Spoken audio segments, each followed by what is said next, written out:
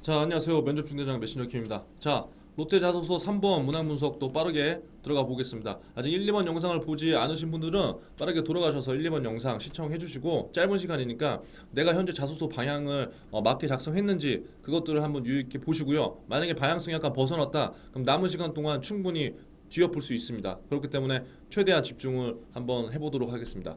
자, 3번 문항 같은 경우에는 사회활동에 대해서 물어봤죠. 그래서 문항에서 주어진 건 뭐냐? 학업 이외에 관심과 열정을 가지고 했던 다양한 경험 중 가장 기억에 남는 것을 구체적으로 기술해 주시라고 돼 있어요. 그러면 우리가 문항을 작성할 때는 항상 문항을 유심히 봐야 된다는 거죠. 여기에 정확하게 지금 학업 이해라고 나와 있죠. 근데 제가 지난주에도 이제 자소서 피드백을 해준 학생들이 있었는데 학업 얘기를 계속적으로 쓴 학생들이 있더라고요. 아직까지도. 그러면 일단 요구하는 물음에 있어서 전혀 다른 얘기를 하는 거거든요. 학업 얘기를 너무 많이 쓰기 때문에 지금 학업 이외라고 나왔어요. 그래서 주의하셔야 될 건 학업 얘기 썼다면 반드시 빼세요. 그리고 여기에서 나온 포인트는 뭐냐면 키워드는 관심과 열정이에요. 예. 왜냐? 지금 롯데에서도 수많은 계열사들이 있지만 꼭 롯데뿐만이 아니더라도 뭐 마찬가지겠죠.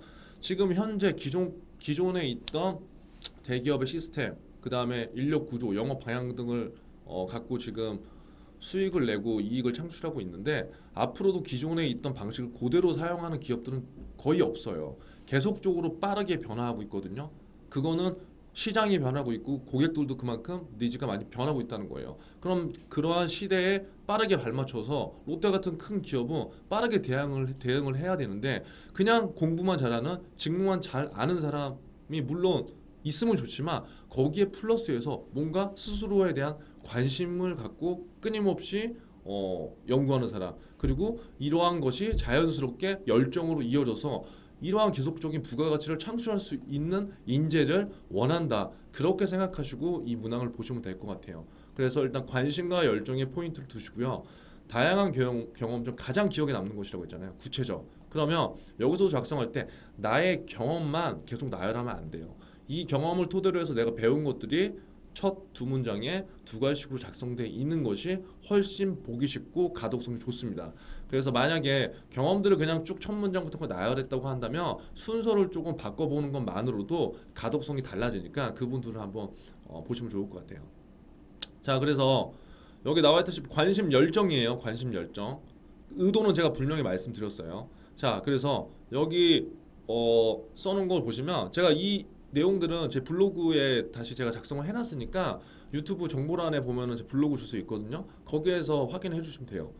자, 대부분의 자소서를 작성할 때 역량을 대부분 강조하죠. 나는 이렇게 회사를 위해서 또 직무를 위해서 준비된 사람이다.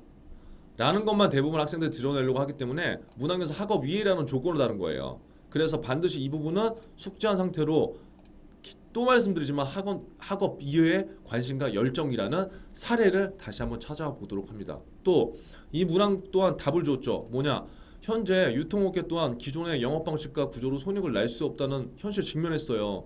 이건 지금 롯데뿐만이 아니라 유통업계 전반적으로 다 그래요. 그렇기 때문에 기존의 낡은 관행, 익숙해지지 않고 보다 능동적이면서 스스로 움직이는 조직들을 살아남을 수밖에 없는 거예요.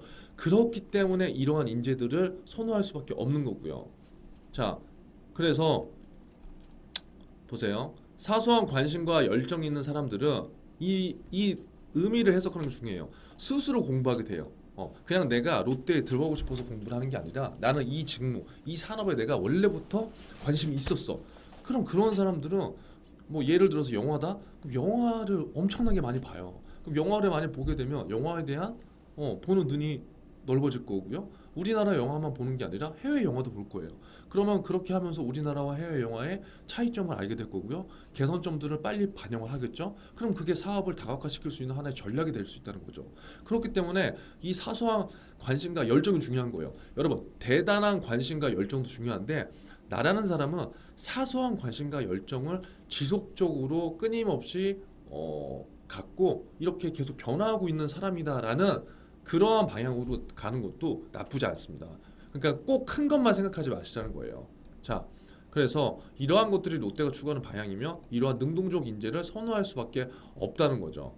자, 참고 내용을 한번 보시면 문항에서 단지 기억에 남는 것을 구체적으로 작성했다고 해서 아까 말씀드린 대로 그냥 시간순 서술형으로 작성하면 절대 안 돼요. 왜?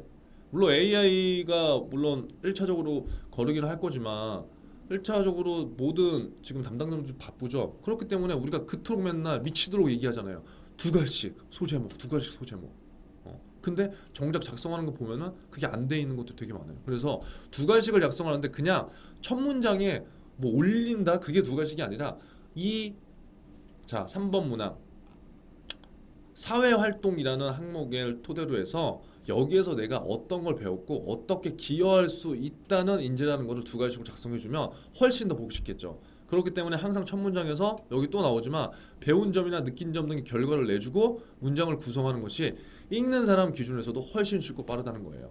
네. 또 이 문항 역시 제가 아까 2번 문항에서도 말씀드렸지만 기여 포인트를 생각하시는 게 좋아요. 기업 포인트는 생각을 못하는 친구들은 못해요. 왜? 그 산업 직무에 대한 관심이 없었기 때문에. 하지만 이 포인트를 반드시 찾으셔야 돼요. 왜냐하면 여러분들이 롯데만 쓸 게 아니라 향후 채용 공고가 올라오는 기업 지금 많이 쓸 거잖아요. 그러면 기업 포인트를 찾으려고 노력한 사람과 아닌 사람은 차이가 많이 날 수밖에 없다는 거예요.